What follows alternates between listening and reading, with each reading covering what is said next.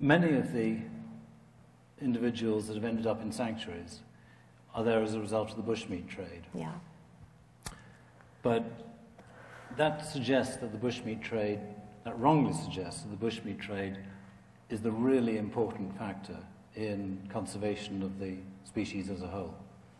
Because ultimately, it's pretty clear that the real threat is the conversion of forest into agricultural lands.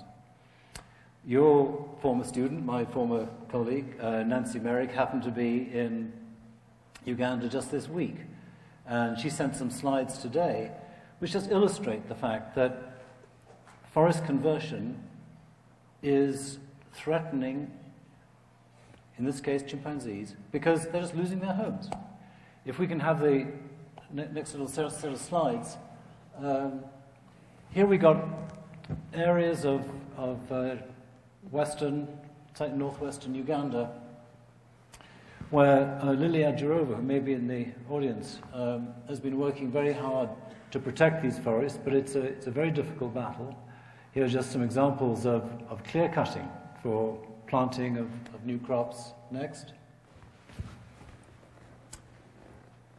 You've got a couple of chimps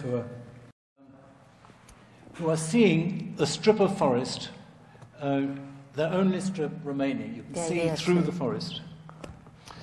Next slide. So there you can see just how thin the strip is. Next slide. So this was a group of some 30 that are reduced to 19, and the trees that they have been relying on for fruit, many of them are going to be cut in the next wet season. Next slide. So they end up in the villages because there's nowhere else for them to live. And we've seen this around Kibale, and here this is being seen in the Hoima district. And it's a pattern that is repeated in many different places outside the protected areas. So what this raises is the future for the apes in areas that don't have the terrific dedication of people like you in small areas. So what do we have to do? We have to, a key thing is corridors so that these isolated populations can actually form a viable population, right? And so what do we have left to do? Well, one, we haven't talked about ecotourism. But these villages, as we found around Gombe, once they had other ways of making a livelihood, they stopped cutting down the trees. And if we can make it, and the Red Plus program we're using a lot in southwestern Tanzania, we're readying the villages.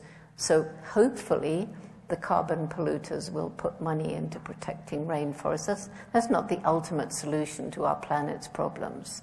It's a temporary one, but even if we can get something going temporarily to save the chimpanzees and the gorillas and all the rest of it in this desperate time.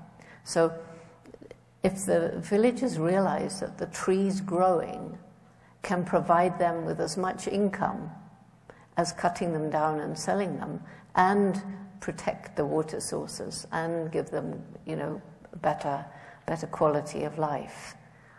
And the ecotourism can come in and see these chimpanzees, and that adds to the income of the villagers. I mean, we have to grab at everything. At everything. And everything includes ourselves. And everything includes ourselves. The first world consumers. Yes. And I know one company, and I don't know what's happened to it, I have to find out. But they had agreed that they would put standing trees in Uganda as part of their net assets in the company's books. Now that's a super idea. Mm-hmm. So it means that a standing tree in Uganda is an asset for you where you are in Austria. So yes, there are going to be new ways of organizing the economics to provide incentives for conservation. And quickly. It's not something we can deliberate over for the next 5 to 10 years. We have to deliberate now. Those chimpanzees will disappear otherwise.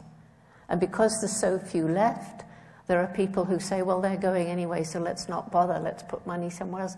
We can't do that. That's not the way to go.